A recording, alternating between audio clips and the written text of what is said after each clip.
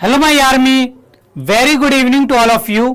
स्वागत है आप सभी प्यारे प्यारे बच्चों का आपके इस प्यारे से YouTube channel Deepak sir maths and Doubtnut पर। बच्चों, आज मैं आप सभी के लिए बहुत ही इंपॉर्टेंट क्लास लेकर के आया हूं। आज बेटा हम क्लास 12th की मैथ्स के इंपॉर्टेंट चैप्टर अवकलज के अनुप्रयोग का सबसे अधिक इंपॉर्टेंट टॉपिक डिस्कस करेंगे। तो बच्चों, इस चैप्टर के स्टार्टिंग में सबसे पहले मैंने आपको राशियों के परिवर्तन की दर के बारे में बताया। फिर इसके बाद हमने वर्धमान और हास्यमान फलन के बारे में बात की। अब बेटा, अब हम बात करेंगे उच्चतम और निम्नतम के बारे में, यानी मैक्सिमा और मैक्सिमा एंड मिनिमा के बारे में बेटा हम यहां पर बात करेंगे। इसके अंतर्गत बच्चों मैं आपको प्रथम अवकलज परीक्षण के बारे में बताऊंगा, हम द्वितीय अवकलज परीक्षण के बारे में बात करेंगे और एक संवृत अंतराल में किसी फलन का उच्चतम और निम्नतम मान ज्ञात करना सीखेंगे।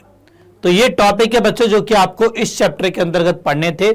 यहां तक हम पिछली क्लास तक पढ़ चुके हैं, ये टॉपिक हम आगे की क्लासेज में पढ़ेंगे। अब आज मैं आपको मैक्सिमा एंड मिनिमा के बारे में बताऊंगा, साथ में हम प्रथम अवकलज परीक्षण के बारे में भी बात करेंगे। ओके, ये हम बच्चों आज करने वाले हैं।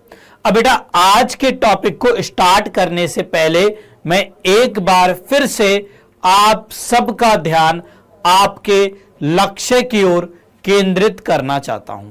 देखिए बच्चों, आप सब ने क्लास 10th के बाद में अपने प्रति काफी सारे सपने सोचे होंगे।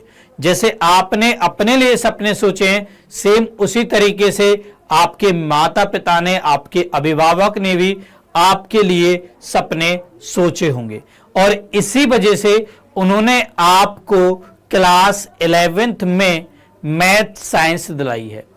इसमें इन सभी सपनों में एक सपना होगा इंजीनियर बनने का, और ये आज की तारीख में काफी सारे बच्चों का सपना है। बेटा, एक अच्छा इंजीनियर कैसे बना जाए, इसके लिए ज्यादा जरूरी है कि आप इंजीनियरिंग की डिग्री एक अच्छे कॉलेज से लो। अच्छे कॉलेज से मेरा अभिप्राय है कि आप देश के प्रतिष्ठित इंजीनियरिंग संस्थानों like IITs, NITs, IIITs and other जो भी गवर्नमेंट के कॉलेज है उनमें आप एडमिशन लो। अब इनमें एडमिशन लेने के लिए बच्चों आप सभी को एक एग्जाम देना होगा जिसका नाम है JEE। आप सब ने इस एग्जाम के बारे में अच्छे से सुन रखा होगा, मुझे पूरी उम्मीद है। और आपने यह भी सुन रखा होगा कि इस एग्जाम में हर साल लगभग 14 से 15 लाख बच्चे बैठते हैं और IITs, NITs, IIITs सब कुछ मिलाकर के टोटल सीट है 40 से 50 हजार। ठीक है, तो टोटल बच्चे बैठ रहे हैं 14 से 15 लाख, सीट है 40 से 50 हजार। तो आप खुद सोच सकते हो कि कंपटीशन किस लेवल तक का है। अब इस भयंकर कंपटीशन में यदि बेटा आपको IITs और NITs में सिलेक्शन लेना है तो इसके लिए आपको खुद से तो जी जान मेहनत करनी ही होगी, एंड इसके साथ साथ आपको कुछ ऐसे अभिभावकों, टीचरों की जरूरत पड़ेगी जो कि आपकी इस जर्नी को आसान बना सके। और बच्चों को अधिकांशतः दिक्कतें इस फील्ड में होती हैं बिकॉज उन्हें बोर्ड लेवल के टीचर्स तो मिल जाते हैं बट JEE के NDA के टीचर्स उन्हें नहीं मिल पाते। और यही कारण है कि यार गांव का जो बच्चा होता है ना, वो अपने इस सपने को क्लास 12th में आकर के कहीं ना कहीं दबा देता है। फिर उसके बाद 3-4 साल के बाद में सोचता है काश उस टाइम पर मैंने JEE की प्रिपरेशन कर ली होती तो मेरा JEE में सिलेक्शन हो जाता, मैं आज कहीं और होता। अब हम समझते इस टॉपिक को उच्चतम और निम्नतम। अब देखो, अगले 45 मिनट के लिए आपका फुल फोकस केवल बोर्ड पर और मुझ पर होना चाहिए। बाहर दुनिया में क्या चल रहा है इससे आपको कोई मतलब नहीं होना चाहिए। आपका पूरा ध्यान अपने मोबाइल में होना चाहिए, क्लास पर होना चाहिए। ठीक है, चलिए ध्यान से समझिए, क्योंकि बेटा स्टार्टिंग में मैंने आपको बताया कि एक ऐसा टॉपिक है जिसमें बच्चों को दिक्कतें होती हैं, बट आपने ध्यान से समझा तो आपको दिक्कत नहीं होगी। ठीक है, किस चैप्टर का टेस्ट है बेटा? जो चैप्टर चल रहा है उसी का टेस्ट है। इसी चैप्टर का टेस्ट होगा अवकलज के अनुप्रयोग का। इसी के कुछ इंपॉर्टेंट क्वेश्चन आप लोगों से पूछूंगा, कुछ ऐसे क्वेश्चन जो कि विगत वर्षों में आपके बोर्ड एग्जाम में भी आए हैं। एमसीक्यू क्वेश्चन होंगे, हर क्वेश्चन में आपको ऑप्शंस मिलेंगे। ठीक है, चलिए अब इस टॉपिक को ध्यान से समझिए। बेटा इस टॉपिक को समझाने के लिए मैं यहां पर सबसे पहले किसी एक फलन का आलेख बनाता हूं। ठीक है, मान लीजिए हमारे पास कोई फलन है जिसका आलेख कुछ इस प्रकार का है। ये एक्स अक्ष है बेटा, ये वाई अक्ष है, ये मूल बिंदु है। ठीक है, हमारे पास कोई फलन है जिसका आलेख बच्चों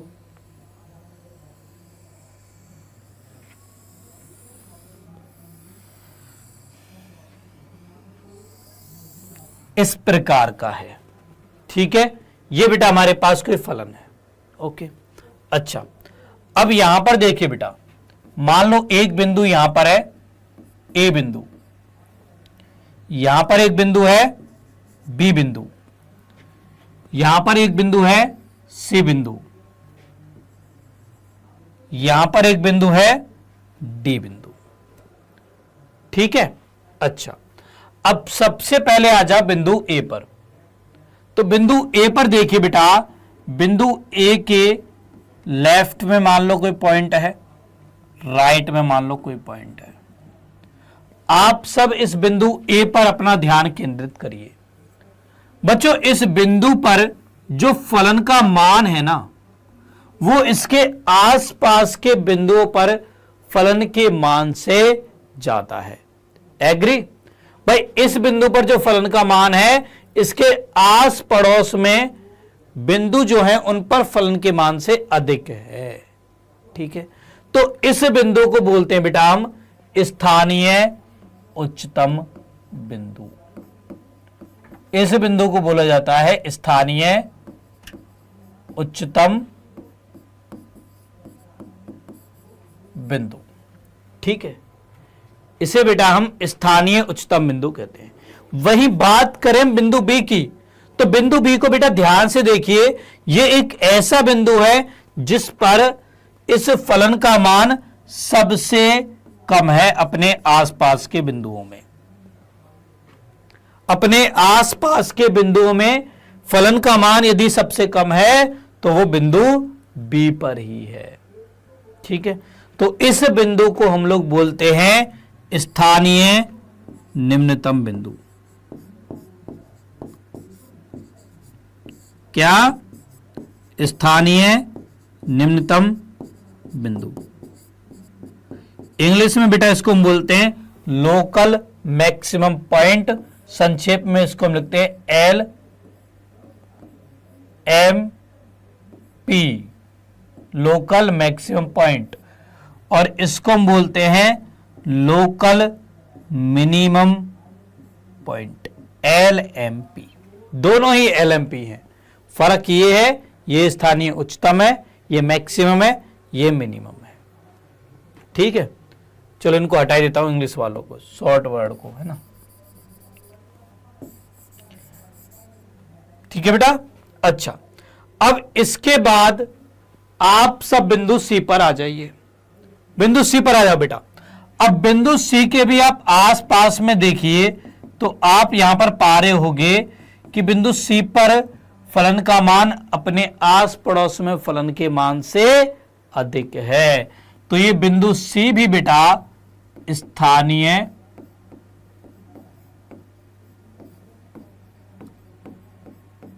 उच्चतम बिंदु है। ठीक है, सेम ऐसे ही यदि हम बात करें बिंदु डी की, तो बिंदु डी पर जो बेटा फलन का मान है वो इसके आस पड़ोस में बिंदु पर फलन के मान से कम है। तो ये भी बेटा स्थानीय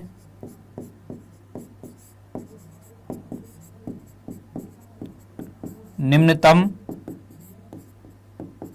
बिंदु है।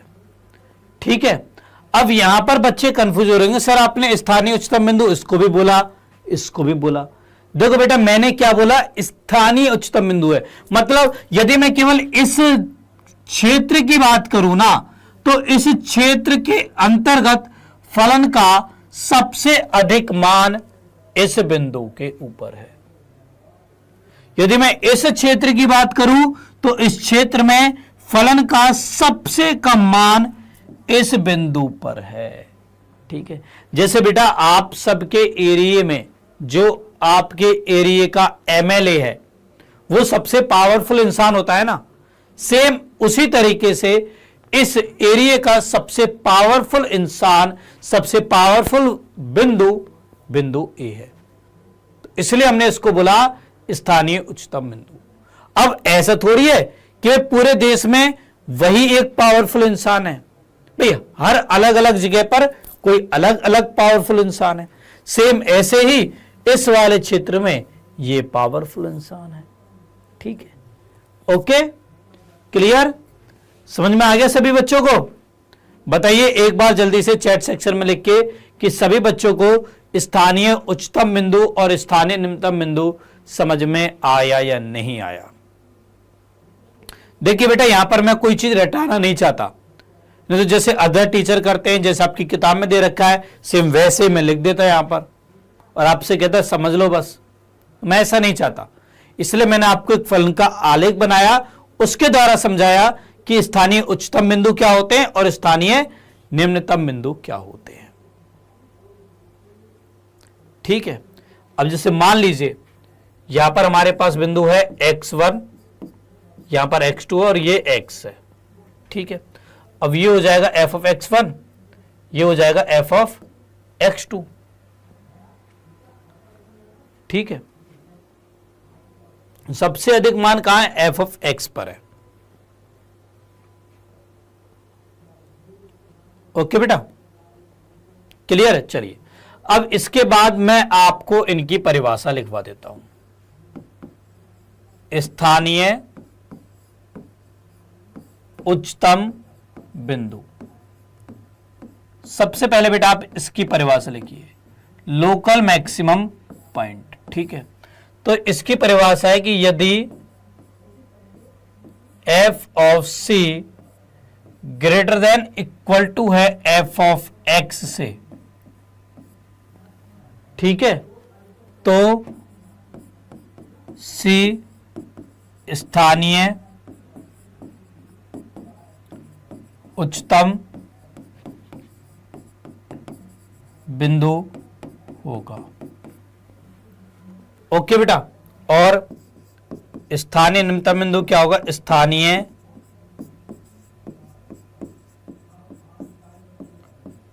निम्नतम बिंदु। स्थानीय निम्नतम बिंदु क्या होगा कि यदि f ऑफ c स्थानीय निम्नतम बिंदु, देखो अब बेटा यहां पर देखो, यहां पर फलन का मान है ये, इसके आस पड़ोस में और आप कितने भी बिंदु ले लीजिए उन सब पर फलन का मान इससे तो अधिक ही होगा। ठीक है, तो इसका मतलब यहां पे कह सकते हैं यदि f of c less than equal to f of x है। ठीक है बेटा, तो c स्थानीय निम्नतम बिंदु होगा। ठीक है, तो ये बेटा हमने स्थानीय उच्चतम और स्थानीय निम्नतम बिंदु की परिभाषा लिख ली। ओके बेटा,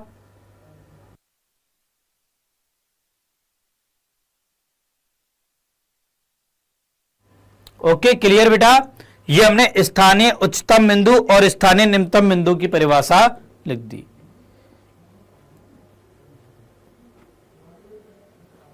ठीक है, चलिए अब इसके बाद देखो एक इंपॉर्टेंट बात मैं आपको यहां पर बताता हूं बेटा। यदि हम इस बिंदु ए की बात करें, अब यदि मैं इस बिंदु ए पर कोई स्पर्श रेखा खींचूं तो इसकी प्रवणता क्या होगी? देखो ये स्पर्श रेखा एक्स अक्ष के समांतर है, इसका मतलब इसकी प्रवणता शून्य होगी। ठीक है, तो यहां पर बेटा एफ डैश एक्स जो है वो शून्य के बराबर है।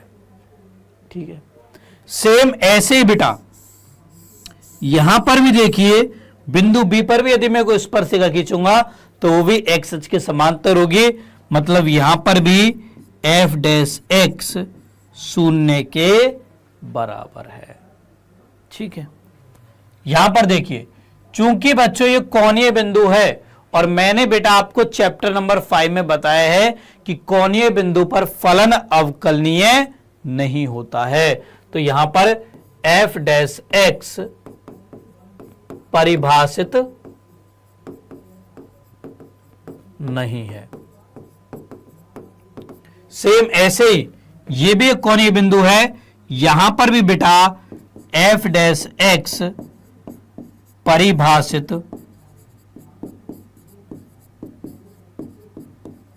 नहीं है। ओके बेटा, यहां पर एफ डैश एक्स 0 के बराबर है, यहां पर एफ डैश एक्स परिभाषित नहीं है। ओके, अच्छा, अब यहां पर देखिए बच्चों, यहां पर ये जो हमारे पास स्थानीय उच्चतम और स्थानीय निम्नतम बिंदु आए ना, इन बिंदुओं को हम एक बेटा अलग नाम भी देते हैं। ठीक है,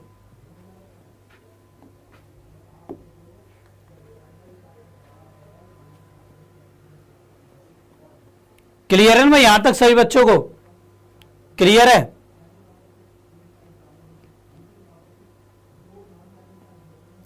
यहां तक सब बच्चों क्लियर है? सर इसमें हास्यमान एवं वर्धमान होता है क्या? बेटा ये सब मैं आपको आगे चल के बताऊंगा, ये सब मैं आपको आगे चल के बताऊंगा। ठीक है, अभी तो आपका केवल ध्यान होना चाहिए स्थानीय उच्चतम बिंदु और स्थानीय निम्नतम बिंदु समझने में। ठीक है,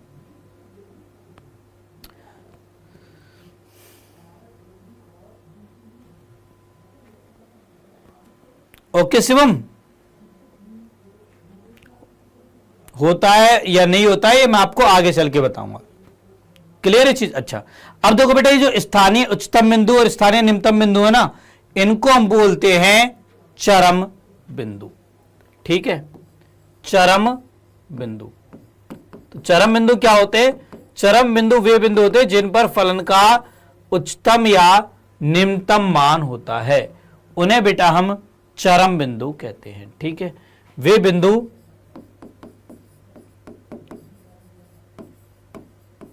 जिन पर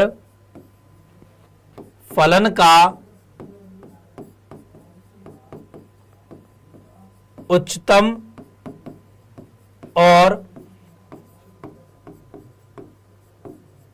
निम्नतम मान हो, वे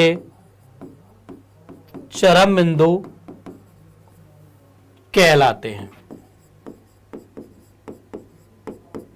ठीक है, जैसे यहां पर बेटा ए बी सी डी जो बिंदु है ना, ये चरम बिंदु हैं।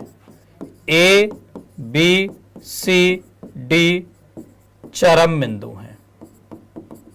ठीक है, और बेटा इन चरम बिंदुओं पर एफ डैश एक्स या तो 0 के बराबर है या परिभाषित नहीं है। ठीक है, तो इस चीज को भी लिख लीजिए, इन चरम बिंदुओं पर, इन चरम बिंदुओं पर एफ डैश एक्स बराबर 0 है या परिभाषित नहीं है। ठीक है बेटा, ओके। अच्छा बच्चों, आपने एक नाम सुना होगा क्रांतिक।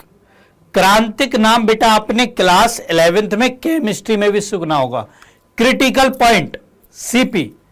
ठीक है, तो उस वो भी यहां पर होता है बेटा, तो उसकी भी यहां पर आप परिभाषा लिखिए, क्रांतिक बिंदु। एक पॉइंट और डालिए क्रांतिक बिंदु, चरम बिंदु के बाद में एक पॉइंट और डालिए क्रांतिक बिंदु, क्रिटिकल पॉइंट। अब देखो क्रांतिक बिंदु क्या होते हैं।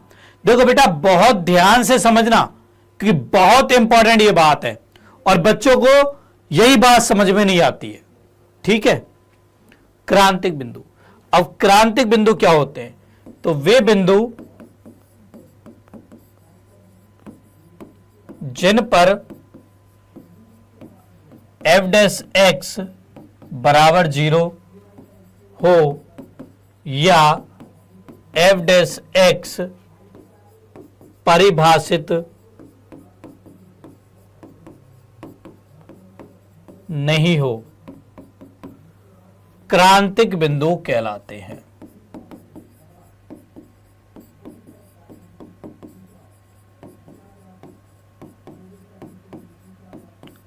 ठीक है बेटा, ये होती है क्रांतिक बिंदु की परिभाषा। अब यहां पर काफी सारे बच्चे कंफ्यूज हो जाते हैं कि सर चरम बिंदु की परिभाषा हमने पढ़ी, यहां पर भी एफ डैश एक्स बराबर 0 या परिभाषित नहीं है, और आप कह रहे हो कि क्रांतिक बिंदु वे बिंदु जिन पर एफ डैश एक्स बराबर 0 है या फिर एफ डैश एक्स परिभाषित नहीं है। तो इसका तात्पर्य तो यह हुआ कि क्रांतिक बिंदु और चरम बिंदु एक ही बात है, फिर आप इन दोनों को अलग अलग करके क्यों लिखा रहे हो? यह क्वेश्चन सब बच्चों के दिमाग में यहां पर आता है। मुझे उम्मीद है कि आपके दिमाग में भी क्वेश्चन आ रहा होगा। कितने बच्चों के दिमाग में क्वेश्चन आ रहा है, ईमानदारी से मुझे बताइए। सब बच्चे कह रहे होंगे दीपक सर तो गलत गलत पढ़ा रहे हैं, भाई चरम बिंदु भी लिखा दिया, क्रांतिक बिंदु भी लिखा रहे हैं, बात बराबर ही है। यही चल रहा है क्या बेटा आप लोगों के दिमाग में? यही चल रहा है क्या? चल रहा है क्या? यही बताओ मुझे, बताओ बेटा बताओ। देखो जब तक आप लोग नहीं बताओगे ना तब तक मुझे पता नहीं लगेगा कि आपको समझ में आ रहा है नहीं आ रहा। और एक तो यार आप लोग इतने कम आते हो ना कि यार मैं क्या ही बोलूं। अब आप लोग अपने दोस्तों को लेकर ही नहीं आते, पता नहीं किस चीज का आपको वो है कि भाई दोस्त नहीं पढ़ ले, दोस्त के अच्छे नंबर नहीं आ जाएं। लेकर आओ भाई यहां पर।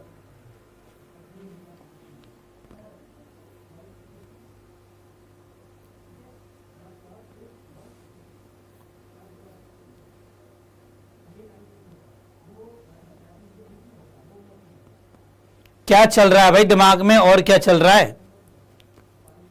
आया नहीं क्वेश्चन? हां, तो अब देखो क्या फर्क है। देखो बेटा यहां पर मैंने क्या बोला, यहां पर मैंने बोला कि चरम बिंदु वे बिंदु हैं जिन पर फलन का उच्चतम और निम्नतम मान है। अब उस केस में वहां पर एफ डैश एक्स बराबर 0 या परिभाषित नहीं है, जबकि क्रांतिक बिंदु वे बिंदु हैं जिन पर एफ डैश एक्स बराबर 0 है या परिभाषित नहीं है। अभी भी बच्चों के समझ में नहीं आया होगा, मुझे मालूम है। तो इसको समझाने के लिए बेटा मैं एक एग्जाम्पल लेता हूं। मान लीजिए हमारे पास एफ ऑफ एक्स बराबर है एक्स क्यूब के। ठीक है बेटा, एफ डैश एक्स क्या हो जाएगा? 3x² के बराबर। एफ डैश एक्स क्या हो जाएगा? 3x² के बराबर। अब यहां पर देखिए बेटा x बराबर 0 पर एफ डैश एक्स बराबर 0 है, राइट। x बराबर 0 पर एफ डैश एक्स 0 है, इसका मतलब x बराबर 0 क्रांतिक बिंदु है। अब आपके अकॉर्डिंग तो x बराबर 0 चरम बिंदु भी होना चाहिए, इसका मतलब x बराबर 0 पर फलन का उच्चतम और निम्नतम मान होना चाहिए। बट क्या ऐसा होता है? चलिए हम इसका आलेख देखते हैं। एफ ऑफ एक्स बराबर एक्स क्यूब का बेटा हम आलेख देखते हैं। ध्यान से देखिएगा बेटा इसका आलेख कैसा होता है। ये एक्स अक्ष है, ये वाई अक्ष है, ये मूल बिंदु है। ठीक है बेटा, एफ ऑफ एक्स बराबर एक्स क्यूब का आलेख होता है इस प्रकार का।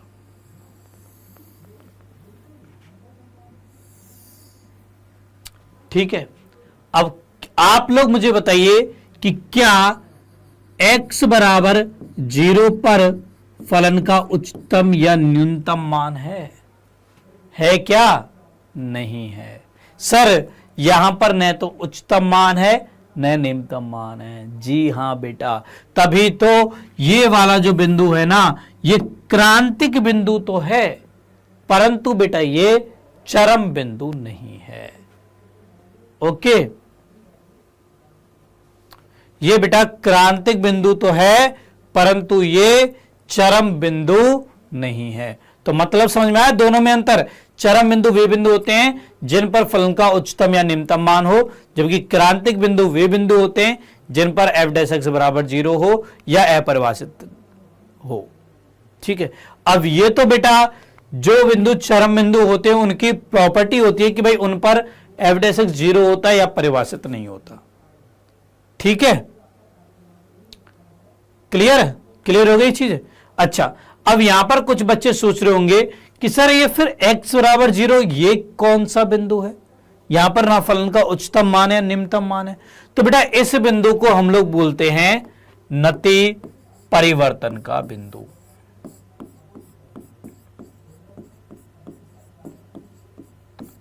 नति परिवर्तन का बिंदु। ठीक है, अब ये क्या होता है, तो ये वह क्रांतिक बिंदु होता है, वह क्रांतिक बिंदु जिस पर फलन का उच्चतम और निम्नतम मान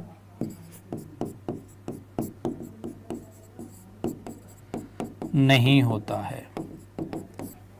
क्लियर बेटा, क्लियर। तो देखो मैंने आपको यहां पर स्थानीय उच्चतम बिंदु बताए, स्थानीय निम्नतम बिंदु बताए, क्रांतिक बिंदु बताए, चरम बिंदु बताया, नति परिवर्तन बिंदु बताया, और मुझे उम्मीद है कि आप सबको इन बिंदुओं के बीच का डिफरेंस भी अच्छे से समझ में आ गया होगा।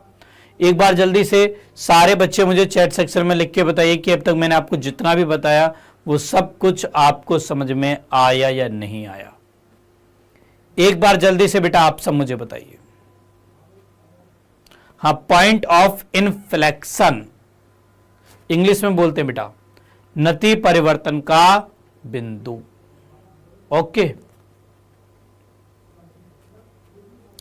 अच्छा बच्चों, इसकी एक और परिभाषा बन सकती है। इसकी बेटा एक और परिभाषा बन सकती है। वो परिभाषा क्या है? देखो बेटा, यदि आपका ग्राफ इस प्रकार का हो तो ये तो होता है कॉनकेव अप, और यदि इस प्रकार का हो तो ये होता है कॉनकेव डाउन। ठीक है, अब नति परिवर्तन का बिंदु क्या होता है? तो ये वह बिंदु होता है, वह बिंदु जिस पर फलन का ग्राफ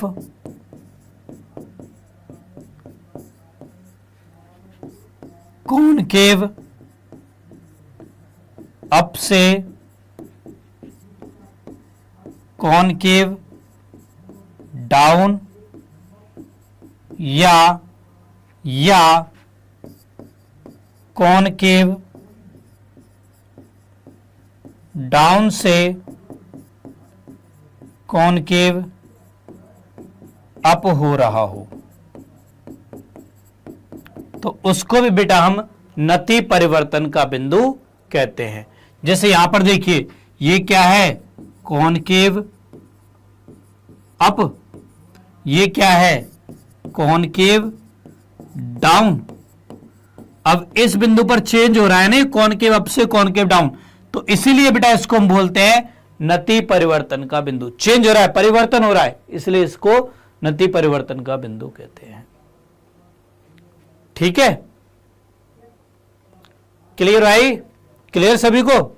चलिए अब यहां पर एक एग्जांपल देखते हैं। उदाहरण है कि एफ ऑफ एक्स बराबर x square x belongs to R से प्रदत्त फलन के उच्चतम और निम्नतम मान यदि कोई हो तो उन्हें ज्ञात कीजिए। चलिए बेटा मैं आपको इसके बारे में बताता हूं। देखो बेटा, आप सब ने एफ ऑफ एक्स बराबर एक्स स्क्वायर का ग्राफ तो काफी समय से देखा ही है। ठीक है, वर्ग फलन है बेटा, इसका आलेख कैसा होता है? इसका आलेख होता है इस तरीके का, यू शेप में इसका आलेख होता है। यह है एफ ऑफ एक्स बराबर एक्स स्क्वायर। ठीक है, अब यदि बेटा मैं इसके उच्चतम मान की बात करूं तो देखो इसका उच्चतम मान क्या होगा? चलिए आप लोग मुझे बताइए उच्चतम मान क्या होगा।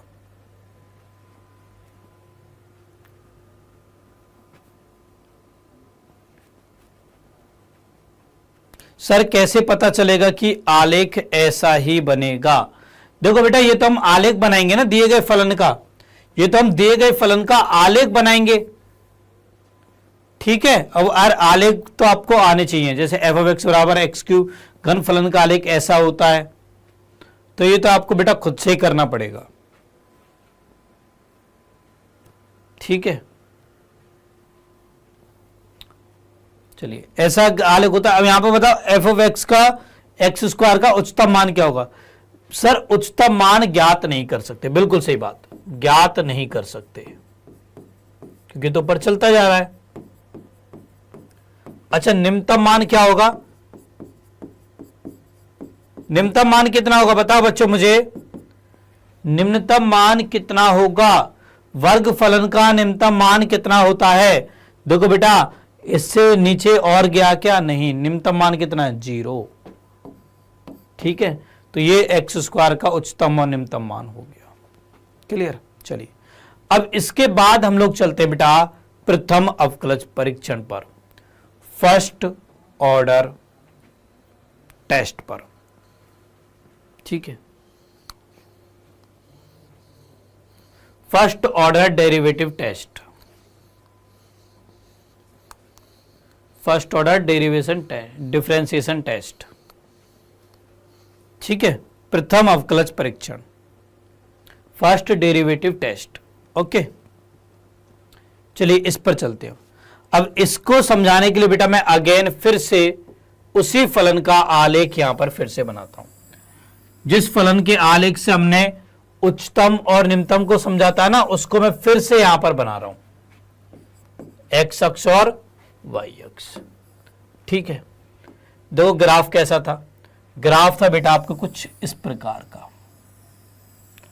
शिवम अब ध्यान से आ जाना, ध्यान से देखना बेटा अब, क्योंकि जिस चीज की आप बोल रहे थे ना कि सर आपने वर्तमान और हास्यमान फलन की यहां पर बात नहीं करी, उसकी बात अब करूंगा, ठीक है। तो ध्यान से देखना अब बेटा मैं आपको प्रथम अवकलज परीक्षण बता रहा हूं, स्थानीय उच्चतम और स्थानीय निम्नतम बिंदु ज्ञात करने का, ठीक है। अच्छा अब यहां पर देखो मैंने आपको अभी बताया कि ये बिंदु A है, ये बिंदु C है, ये तो है स्थानीय उच्चतम बिंदु, स्थानीय उच्चतम बिंदु, ये बिंदु B है, ये बिंदु D है, ये है स्थानीय निम्नतम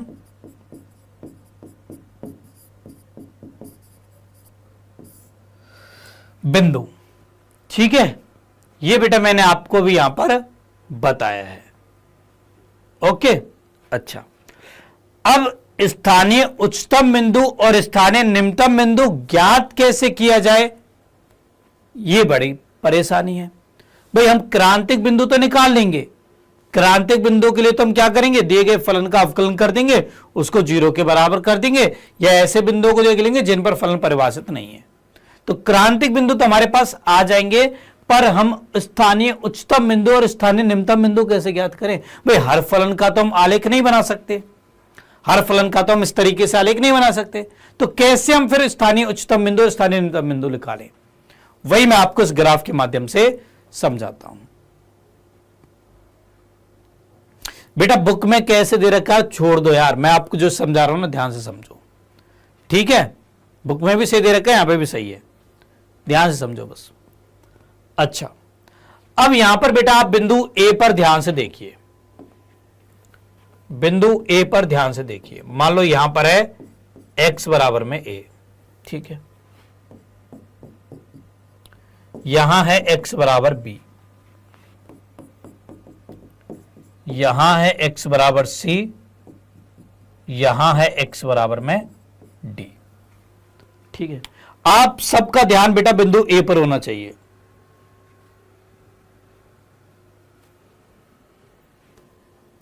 स्टार्टिंग से एक बैच स्टार्ट करिए।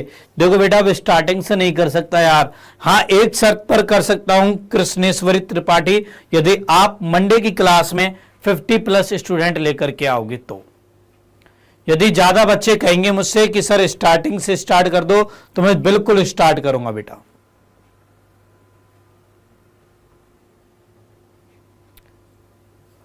हाँ बेटा आप बहुत लेट हो।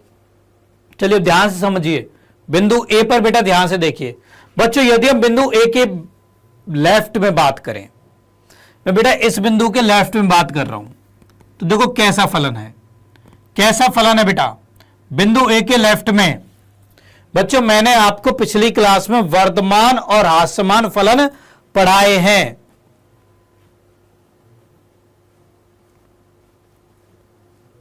ये तो बेटा मैंने आपको केवल समझाने के लिए कराए, ये ऐसे कराए इसलिए बनाए ऐसे ताकि यहां पर तो देखो f' 0 के बराबर रहे, यहां पर अपरिभाषित रहे। ये तो मैंने आपको समझाने के लिए कराए ऐसे, ठीक है ओके। चलिए अब यहां पर ध्यान से देखो बेटा, बिंदु ए के जो लेफ्ट में ग्राफ है वो किस फलन का आलेख है, वर्धमान है या हास्यमान है, बताओ मुझे। मैंने आपको देखो पिछली क्लास में वर्धमान और हास्यमान फलन के बारे में बताया था, अब उसी का कंसेप्ट यहां पे काम आएगा। यहां पर देखिए बेटा फलन का मान बढ़ रहा है, तो ए के लेफ्ट में क्या है, ये वर्धमान, और ए के राइट में क्या है। अब ए के राइट में देखो बेटा क्या है, अब इधर को भूल जाओ, इधर रहने दो बस। ए के राइट में क्या, अब मान घट रहा है, तो इसका मतलब अब इधर ये है हास्यमान, ठीक है। ये हो रहा है बिंदु ए पर। बिंदु ए पर क्या हो रहा है, फलन वर्धमान से हास्यमान में परिवर्तित हो रहा है, ठीक है।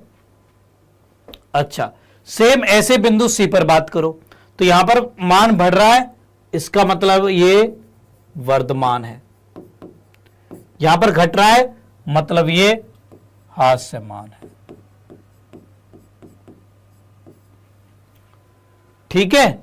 अच्छा अब बेटा बिंदु बी पर आ जाओ। बिंदु बी के लेफ्ट में देखिए क्या हो रहा है, लेफ्ट में बेटा मान घट रहा है, मतलब इधर है ये हास्यमान, और बी के राइट में क्या हो रहा है, अब यहां पर मान बढ़ रहा है, इसका मतलब ये इधर है वर्धमान, ठीक है। सेम ऐसे बिंदु डी के लेफ्ट में मान घट रहा है, ये हास्यमान है, राइट में बढ़ रहा है मतलब ये वर्धमान है, ठीक है। इससे क्या पता लगा, इससे बेटा में ये पता लगता है कि स्थानीय उच्चतम बिंदु तो वो बिंदु है जहां पर फलन वर्धमान से हास्यमान में परिवर्तित हो रहा है, वहीं स्थानीय निम्नतम बिंदु वो बिंदु है जहां पर फलन हास्यमान से वर्धमान में परिवर्तित हो रहा है, ठीक है। तो यही तरीका है स्थानीय उच्चतम बिंदु और स्थानीय निम्नतम बिंदु की पहचान करने का, प्रथम अवकलज परीक्षण बेटा यही है, ठीक है। अच्छा अब एक चीज देखो बेटा, वर्धमान फलन की कंडीशन क्या है। वर्धमान फलन की कंडीशन है कि f' ग्रेटर देन 0 होना चाहिए, और हास्यमान की कंडीशन है कि f' लेस देन 0 होना चाहिए, ठीक है। f' लेस देन 0 होना चाहिए, यहां f' ग्रेटर देन 0 होना चाहिए, ठीक है। इसका मतलब यह हुआ कि स्थानीय उच्चतम बिंदु तो वो बिंदु है जहां पर f' धनात्मक से ऋणात्मक में परिवर्तित हो रहा है, अर्थात प्लस से माइनस में परिवर्तित हो रहा है। वहीं स्थानीय निम्नतम बिंदु वो बिंदु है जहां पर f' ऋणात्मक से धनात्मक में परिवर्तित हो रहा है, मतलब माइनस से प्लस में परिवर्तित हो रहा है, ठीक है। तो वो स्थानीय निम्नतम बिंदु हो जाएगा। तो इसी के हिसाब से बेटा अब हम प्रथम अवकलज परीक्षण लिख सकते हैं। देखो प्रथम अवकलज परीक्षण क्या होगा, मैं आपको बेटा इसके स्टेप्स लिखवाता हूं। तो मान लो हमें कोई फलन f(x) दे रखा है जिसका हमें स्थानीय उच्चतम और स्थानीय निम्नतम बिंदु ज्ञात करना है, ठीक है। तो सबसे पहले क्या करेंगे, सर्वप्रथम हम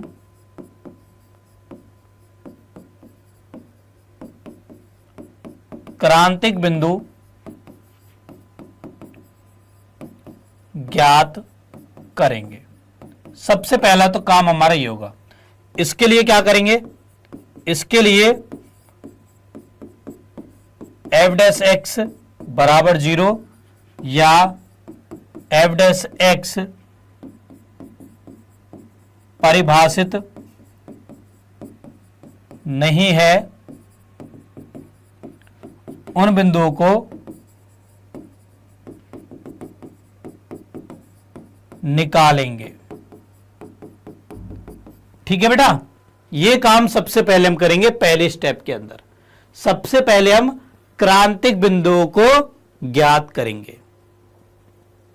ठीक है, अच्छा, देन इसके बाद अब बेटा इन बिंदुओं पर हम एफ डैश एक्स का चिन्ह परिवर्तन देखेंगे। ठीक है, तो इन क्रांतिक बिंदुओं पर सेकंड स्टेप में हम इन क्रांतिक बिंदुओं पर एफ डैश एक्स का चिन्ह परिवर्तन देखेंगे।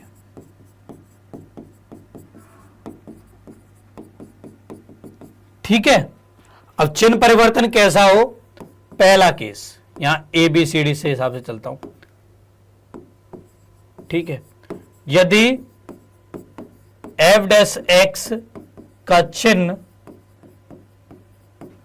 प्लस से माइनस में परिवर्तित हो रहा हो। ठीक है, कैसे परिवर्तित हो रहा हो, प्लस से माइनस में, प्लस से माइनस में परिवर्तित हो रहा हो तो बिंदु क्या होगा बेटा मेरा, स्थानीय उच्चतम बिंदु होगा। कैसा बिंदु होगा बच्चों, स्थानीय उच्चतम बिंदु। ठीक है, और यदि एफ डैश एक्स का चिन्ह माइनस से प्लस में परिवर्तित हो रहा हो तो उस केस में हो जाएगा स्थानीय निम्नतम बिंदु। ठीक है, और यदि चिन्ह परिवर्तित ना हो तो वो होगा नति परिवर्तन बिंदु। यदि चिन्ह परिवर्तित ना हो, किसका, एफ डैश एक्स का, तो वो नति परिवर्तन बिंदु होगा। ठीक है, तो ये बेटा प्रथम अवकलज परीक्षण। अब चूंकि आज समय ज्यादा हो गया है तो आज की इस क्लास को मैं पे स्टॉप कर रहा हूं। नेक्स्ट क्लास में बेटा मैं आपको एक बार और फिर से प्रथम अवकलज परीक्षण को भी सिखा दूंगा, समझा दूंगा एंड इसके एग्जाम्पल भी करवाऊंगा। एंड इसके अलावा नेक्स्ट क्लास में मैं आपको द्वितीय अवकलज परीक्षण के बारे में भी बताऊंगा। ठीक है, तो चलिए बेटा आज की इस क्लास को मैं पे स्टॉप करते हैं। आई होप आप सभी को आज की इस क्लास में काफी मजा आया होगा। जिन बच्चों ने ध्यान से क्लास को अटेंड किया उनको ये टॉपिक बिल्कुल अच्छे से चमक भी गया होगा। अब जिन बच्चों ने अभी तक इस क्लास को लाइक नहीं किया है जल्दी से लाइक कर दीजिए, शेयर करिए इस क्लास की लिंक को अपने सभी फ्रेंड के साथ। और मैं चाहता हूं बेटा कि मंडे की क्लास में प्रत्येक बच्चा कम से कम 10 बच्चों को तो अवश्य लेकर के ही आए। मंडे की क्लास में लाइव वॉचिंग 100 क्रॉस हो जानी चाहिए। ठीक है, वही जिन बच्चों ने चैनल सब्सक्राइब नहीं कर रखा है सब्सक्राइब कर दीजिए जल्दी से। जिन बच्चों ने टेलीग्राम ग्रुप को ज्वाइन नहीं किया जल्दी से टेलीग्राम ग्रुप को भी ज्वाइन कर लीजिए। चलिए बेटा अब इस क्लास को मैं फिनिश करते हैं, जल्दी हमारी मुलाकात होगी नेक्स्ट क्लास में। तब तक के लिए बेटा बाय बाय,